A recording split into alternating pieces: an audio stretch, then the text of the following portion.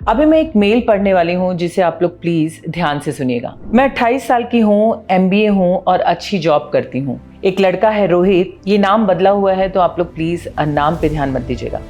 हाँ, तो मैं उसके साथ 3.5 साल से रिलेशनशिप में हूँ। शुरू में सब कुछ ठीक था, लेकिन अब मुझे लगता है कि मैं उसकी प्रॉपर्टी बन गई हूँ।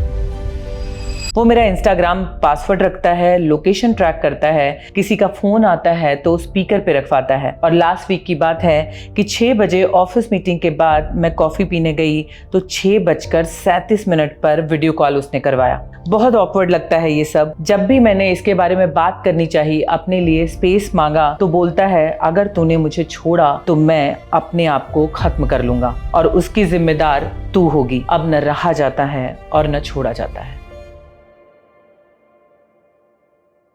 रिलेशनशिप को लेकर मुझे मेल्स आते रहते हैं, लेकिन जब ये मेल मुझे आया तो मुझे लगा कि ये बहुत छोटी सी बात है, राइट? अगर किसी को मैं बताने चाहूँगी तो बहुत छोटी बात है, लेकिन ये बहुत बड़ी प्रॉब्लम है और मुझे लगा कि ये किसी एक की नहीं, बहुत सारे लोगों की प्रॉब्लम हो सकती है। तो मुझे ये आप सब लोगों के सामने एड्रेस करना चाहिए। इस सवाल में मैं कुछ बातें हाईलाइट कर रही हूँ। क्यों कर रही हूँ ये आपको आगे पता चल जाएगा। पहला तो शुरू में सब ठीक था वाली लाइन, और दूसरा अगर तूने मुझे छोड़ा तो मैं अपनी जिंदगी खत्म कर लूंगा। अब शुरू करते हैं क्या निकला है इस सवाल से। ध्यान से देखेंगे तो इन्होंने 6:37 का एकदम एक्यूरेट टाइम मेंशन किया है।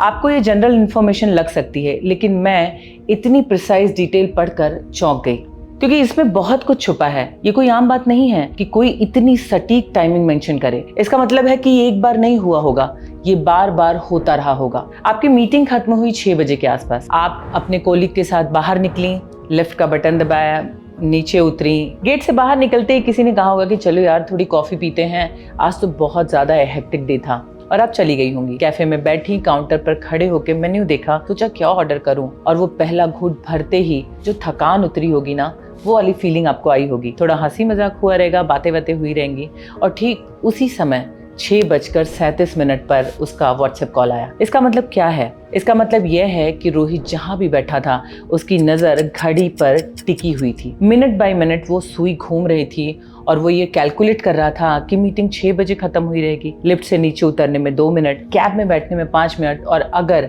6:20 तक आप घर नहीं पहुंची तो आप पक्का कहीं और गई रहेंगी। और जब 6:30 बज गए और आपका ब्लू टिक भी नहीं आया कि आपने मैसेज देखा कि नहीं देखा, तो उसके मन में जो तूफान उठा होगा ना, उसे शांत करने के लिए उसने 6:37 पर कॉल किया आपको। तो बात यह है ना कि ये प्यार नहीं है, ये ऑब्सेशन है, ये सर्वेलेंस है। और आप MBA हैं, आपने बिजनेस के कॉम्प्लेक्स मॉडल समझे हुए हैं। दुनिया आपको एक कैपेबल, इंडिपेंडेंट, स्मार्ट वुमन की तरह देखती है। आपके कॉलीग्स आपसे सलाह लेते हैं, आप प्रोजेक्ट्स हैंडल करती हैं, पर जैसे ही वो व्हाट्सएप कॉल आया, वो कॉलर ट्यून बजते ही आपके वो सारे अचीवमेंट, उनसे मिला हुआ कॉन्फिडेंस सब हवा हो जाता है। आप वापस एक स्कूल की छोटी बच्ची की तरह उसे एक्सप्लेन करने लगती हैं, उसे जस्टिफाई करने लगती हैं कि मीटिंग थी, सच में मीटिंग थी यार, देखो ये मेरी कलीग है, इससे पूछ लो, हम अभी जस्ट आए हैं, देखिए। ये सब एक्सप्लेन करना, यही वो पहली चीज है जो आपको यहाँ तक लेके आई है कि आप मुझे ये मेल लिख रही हैं। यही वो जगह है जहाँ एक अलार्म बजना चाहिए था। बताती हूँ कैसे। जब हम किसी ऐसे इंसान के साथ होते हैं जो हम पर भरोसा करता है, जो हमें रिस्पेक्ट करता है, तो हम एक्सप्लेन नहीं करते हैं, हम बस उसे बताते हैं कि सुनो मैं यहाँ जा रही हूँ। हम पूछते नहीं है कि क्या मैं यहाँ जाऊँ, और सामने वाला कहता है अच्छा हुआ, थोड़ा ब्रेक लेना जरूरी था, बताओ कैसा रहा, कैसा फील किया तुमने, मजा आया क्या। इसमें ना साफ साफ कंसर्न दिखता है, कंट्रोल नहीं दिखता है। वहां कोई जस्टिफाई करने की आपको जरूरत नहीं पड़ती है, पर आप जस्टिफाई कर रही हैं यहाँ पे 3.5 सालों से। और इस जस्टिफिकेशन की आदत इतनी गहरी हो गई है कि शायद अब आपको पता ही नहीं लग पा रहा है कि आप ये क्या कर रही हैं। ये प्यार है या कंट्रोल, इस फर्क को आपको ही इवेल्युएट करना होगा। देखिए, जलन हर रिश्ते में होती है, और ये मैं बहुत ईमानदारी से कह रही हूँ। बहुत से लोग कहेंगे कि भाई आप रिलेशनशिप काउंसलर होकर स्वीपिंग स्टेटमेंट दे रही हैं, लेकिन मैं काउंसलर की हैसियत से ही कह रही हूँ, और ये सच है। कोई कहे ना कहे कि भाई, कोई कहे कि मुझे भाई जरा भी जलन नहीं होती, तो मैं मानूंगी ही नहीं। जब हम किसी से बहुत कनेक्टेड होते हैं, बहुत ज्यादा प्यार में होते हैं, तो हमें ना थोड़ा सा डर भी लगता है कि कहीं ये इंसान हमें छोड़ के चला न जाए, हम इसके बिना कैसे जिएंगे, कहीं कोई और इसे मुझसे छीन न ले। थोड़ा पॉजिटिव होना चलता है, ये बहुत ही नॉर्मल है। इससे रिश्ते में एक स्पार्क बना रहता है। पर एक लाइन होती है, एक बहुत क्लियर और मोटी लाइन। जलन तब तक हेल्दी है जब वो इंसान आपके पास आए और अपनी कमजोरी दिखाए कि यार जब तुम उससे बात कर रही थी ना, उसके साथ हंस रही थी, तो मुझे बिल्कुल अच्छा नहीं लगा, मुझे बहुत इनसिक्योर फील हुआ, मुझे पता है ये मेरी प्रॉब्लम है, पर क्या हम इसके बारे में बैठ के बात कर सकते हैं? यहाँ वो अपनी बात कह रहा है आपसे, आपको दोष नहीं दे रहा है। दूसरी तरफ जलन तब अनहेल्दी हो जाती है जब वो आपको कंट्रोल करने का जरिया बन जाए।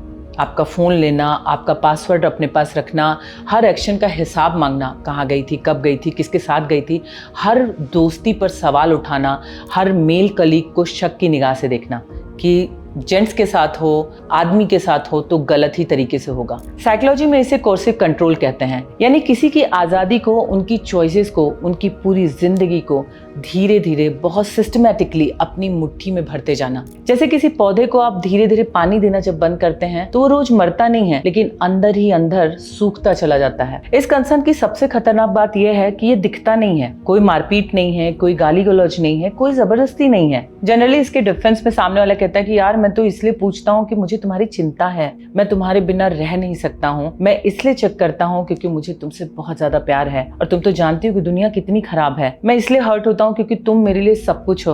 और ये सुनने के बाद ना एक्चुअली बहुत अच्छा लगता है। पहले पहले मन ही मन में आप सोचने लगते हैं कि अरे ये मुझसे इतना प्यार करता है, इसे डर लगता है मुझे खोने से, वो इतना केयर करता है, कोई तो है जो मुझ पे इतना ध्यान देता है। आजकल की ऐसी दुनिया में कौन इतना करता है? हम इसे ना बहुत रोमांटिक मान लेते हैं, फिल्मों में ऐसा ही तो दिखाते हैं ना, पर ये केयर नहीं है, ये ओनरशिप है, मालिकाना हक। एक बहुत ही सिंपल तरीका है ये समझने का। एक हेल्दी रिश्ते में आप ग्रो करते हैं, आपके दोस्त बढ़ते हैं, आपके रिश्ते बढ़ते हैं, आप नई चीजें सीखते हैं, आप अपने पार्टनर से अलग सोच सकते हैं, उससे अलग बढ़ सकते हैं और उसे कोई फर्क भी नहीं पड़ता क्योंकि उसे आप पे पूरा भरोसा है। और वहीं दूसरी तरफ एक कंट्रोलिंग रिश्ते में आप सिकुड़ते जाते हैं, आपके दोस्त कम हो जाते हैं, आपके प्लान कैंसिल होने लगते हैं, आपकी अपनी जिंदगी धीरे धीरे पूरी तरह उसकी जिंदगी बन जाती है कि उसे क्या अच्छा लगता है, जो उसे अच्छा लगता है आप वही करती हैं। आपकी कोई अपनी खुद की पसंद नहीं बचती है। आप सिकुड़ रहे हैं या आप ग्रो कर रहे हैं, ये वाला क्वेश्चन ना आपको खुद से खुद ही पूछना पड़ेगा।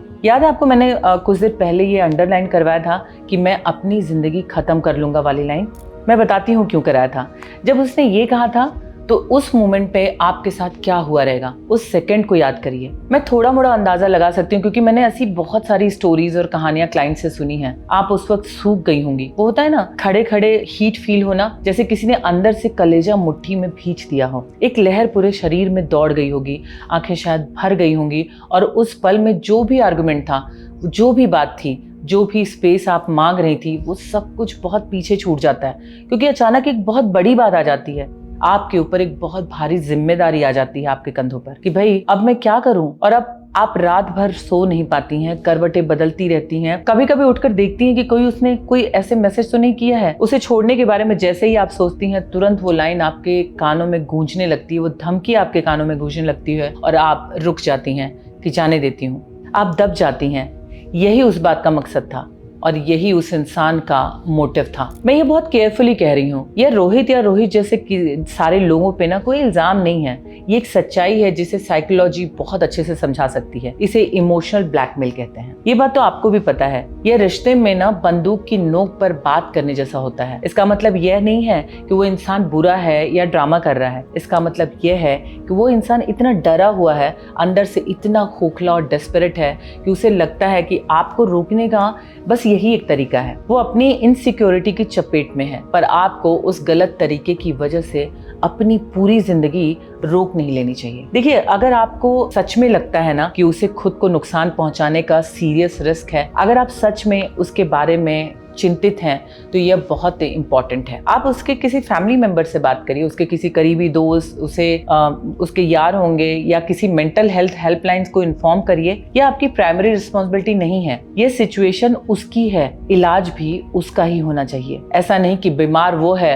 और परेशान आप हो रही हैं। यह मैनेज करना उसे है। प्रोफेशनल के साथ, अपने लोगों के साथ यह आपकी जिम्मेदारी बिल्कुल भी नहीं बनती है कि आप एक ऐसे अनहेल्दी रिश्ते में बनी रहें ताकि वो ठीक रहे, क्योंकि उसको अच्छा फील होता है। आपका क्या, आप उसकी बैसाखी नहीं बन सकती हैं। और एक बात और, ये मैं बहुत जिम्मेदारी के साथ कह रही हूँ, अगर उसे सच में मेंटल हेल्थ सपोर्ट की जरूरत है ना, तो वो जरूरत आप पूरी नहीं कर सकती हैं। आप एमबीए हैं, आप प्रोजेक्ट मैनेज कर सकती हैं, टीम लीड कर सकती हैं, लेकिन आप उसकी थेरेपिस्ट बिल्कुल नहीं बन सकती हैं। और ये आपकी गलती भी नहीं है, ये उसकी भी शायद गलती नहीं है, ये एक वीकनेस है, ये एक कमजोरी है, ना कि एक बुराई। यह बस एक कड़वी रियलिटी है जिसे एक्सप्रेस करना बहुत जरूरी है। आपने लिखा था ना कि शुरू में सब ठीक था, यह एक बहुत ही इंपॉर्टेंट लाइन है, यह एक सबूत है एक्चुअली, क्योंकि इसका मतलब है कि एक शुरुआत तो थी। एक ऐसा वक्त जरूर होगा जब हवा बिल्कुल साफ थी, जब उसकी कॉल या उसका कोई मैसेज आता होगा ना, तो आप बहुत खुश होती होंगी,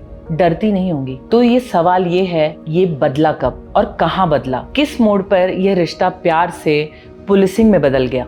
मैं चाहती हूँ कि आप एक काम करें, एक डायरी निकालें या अपने फोन के नोट्स खोलें और याद करने की कोशिश करिए कि वो पहली बार कब हुआ जब आपने किसी दोस्त से मिलने का प्लान इसलिए कैंसिल कर दिया क्योंकि वो इंसान रोहित को पसंद नहीं था। ये बात आपने अपने दोस्त को बिल्कुल नहीं बताया, बल्कि कोई बहाना बनाया कि तबीयत ठीक नहीं है या ऑफिस में काम आ गया है। वो पहली बार कब था जब आपने अपना फोन उसे खुद ही दे दिया, बिना मांगे, बस इसलिए कि भाई झगड़ा ना हो और उसे तसल्ली हो जाए कि आप किसी और से बात नहीं कर रही थी। इन सब लम्हों को याद करिए, उनकी एक लिस्ट बनाइए, क्योंकि एक एक मोमेंट में आपने अपना एक छोटा सा खुद का एक हिस्सा छोड़ दिया, एक छोटी सी आज़ादी का एक टुकड़ा छोड़ दिया, एक छोटा सा हक छोड़ दिया।